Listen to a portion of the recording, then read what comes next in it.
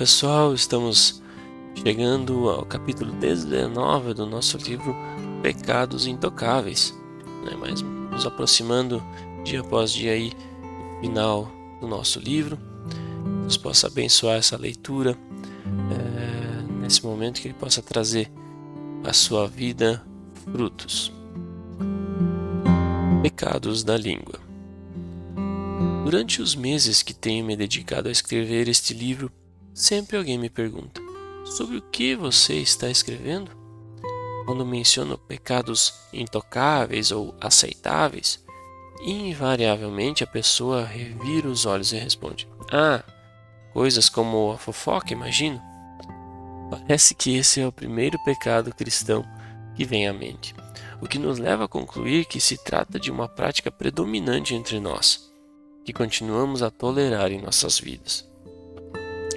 No entanto, por mais difundida que seja a prática da fofoca, ela está longe de ser o único pecado da língua. Nessa categoria devemos também incluir a mentira, a difamação, as críticas, mesmo quando verdadeiras, as palavras grosseiras, os insultos, o sarcasmo e a zombaria. Na verdade, temos de afirmar que qualquer conversa que humilhe alguém, seja a pessoa de quem ou com quem estamos falando, é pecado da língua. A Bíblia está repleta de advertências contra os pecados da língua. Só o livro de Provérbios contém cerca de 60 dessas advertências. Jesus avisou que prestaremos conta de cada palavra inútil que proferimos. Mateus capítulo 12, verso 36.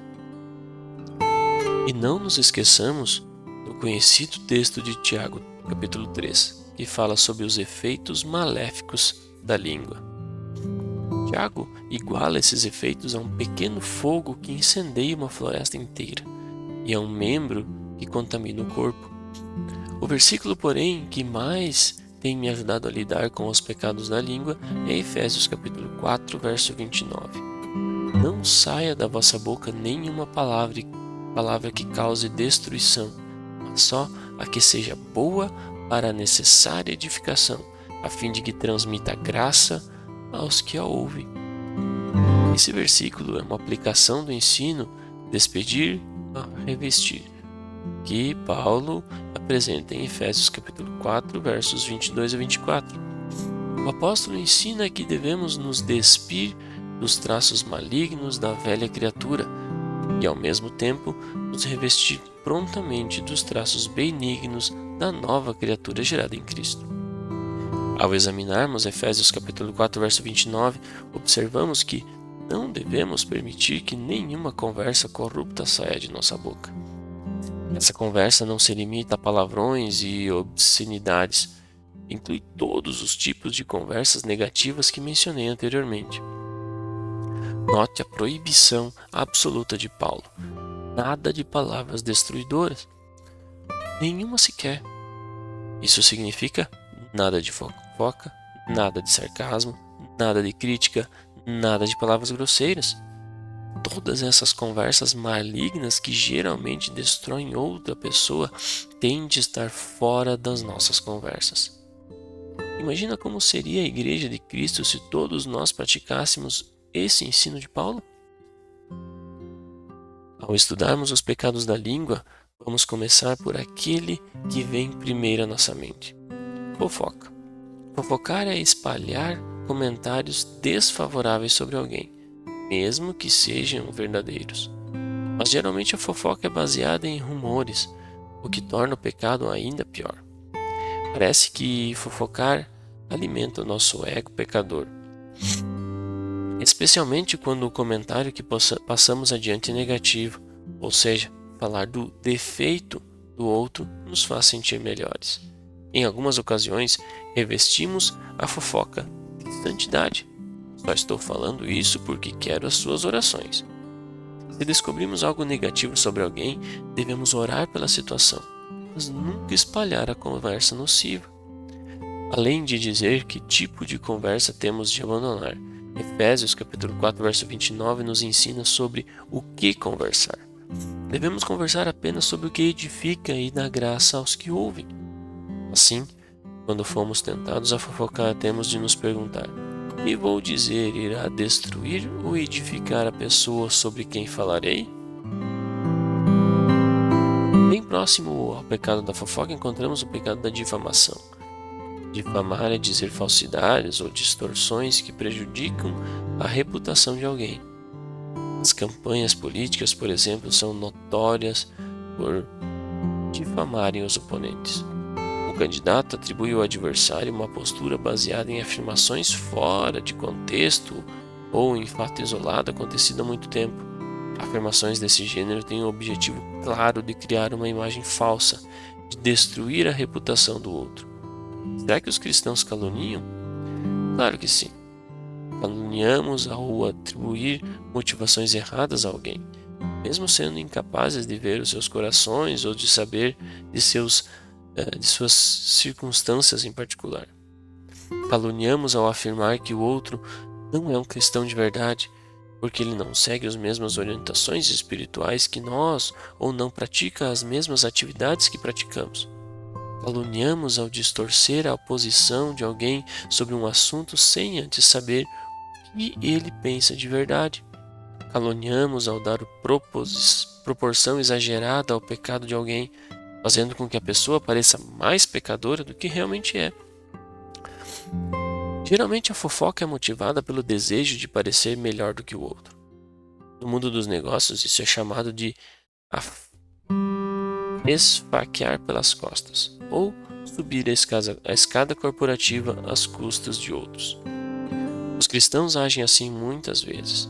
Membros de organizações cristãs e igrejas também procuram levar vantagem por meio de calúnias. Caluniar é, na verdade, mentir. Claro que existem outras formas de mentir. Geralmente, entendemos a mentira como uma afirmação falsa. E provavelmente a maioria de nós evita esse tipo de conversa. No entanto, mentimos quando exageramos, quando não dizemos toda a verdade, ou quando preferimos uma mentirinha branca, uma mentira que achamos que não vai ter consequência alguma. Não importa a forma, a mentira revela a intenção de enganar. Um bom teste a ser feito é nos perguntarmos: isso é verdade?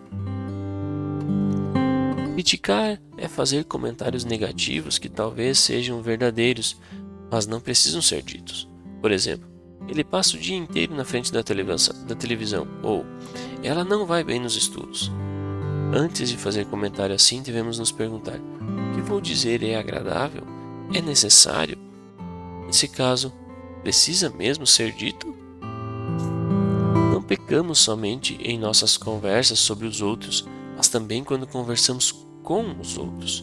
Esse tipo de conversa maldosa inclui palavras ásperas, sarcasmo, insultos e desdém. O dominador comum entre todas essas formas de conversa nociva é a nossa busca por destruir, humilhar ou magoar a outra pessoa. É uma conversa resultante de impaciência ou raiva. Jesus disse, a boca fala do que o coração está cheio, Mateus capítulo 12, verso 34. Isso significa que, embora falemos dos pecados da língua, o problema verdadeiro está em nosso coração. Por trás de toda fofoca, calúnia, crítica, insulto e sarcasmo, existe um coração pecador. A língua não passa de um instrumento que revela o que vai no coração. Já faz alguns anos que venho aplicando Efésios capítulo 4, verso 29 às minhas conversas. Sei que falho algumas vezes, mas pelo menos esse é o padrão, ou o alvo que desejo alcançar. Certa noite abri a boca para falar mal de um ex-colega da minha esposa. E então me lembrei de Efésios 4:29 e, como dizemos, mordi a língua. Até a manhã seguinte fiquei muito feliz com o meu autocontrole. Durante o tempo a sós com Deus, lembrei do incidente da noite anterior e um pensamento me saltou. Mas você pensou em falar, não pensou? Parei na hora. Entendi que precisava guardar não somente a língua, mas o que havia de mais importante. Precisava guardar o coração. Davi orou: as palavras da minha boca e a meditação do meu coração sejam agradáveis na tua presença, Senhor, minha rocha e meu redentor. Salmo 19, verso 14. Davi não estava preocupado apenas com suas palavras, mas também com os pensamentos de seu coração. Aprendi a orar da mesma forma. Ainda uso Efésios 4:29 como diretriz, mas agora busco aplicá-lo tanto aos meus pensamentos quanto às minhas conversas. Gostaria que nenhum pensamento destruidor saísse do meu coração, mas somente aqueles que edifiquem as pessoas que me ouvem. Se realmente quisermos nos revestir da nova criatura, feita à imagem de Deus, na verdadeira justiça e santidade, temos de usar Efésios capítulo 4, verso 29 como um dos nossos princípios norteadores. Reflita por alguns minutos nesse capítulo e nas conversas que você normalmente tem com os outros. Você fofoca ou critica as pessoas, ou mostra-se impaciente ou enfurecido por meio de palavras grosseiras que humilham ou magoam quem é alvo dessa raiva toda? Melhor ainda, pergunte isso a seus amigos e a seu cônjuge, se você for casado ou um filho mais velho. Lembre que estamos falando de pecado real. O gênero da conversa que discutimos nesse capítulo talvez seja aceitável aos nossos olhos, mas não é aceitável aos olhos de Deus.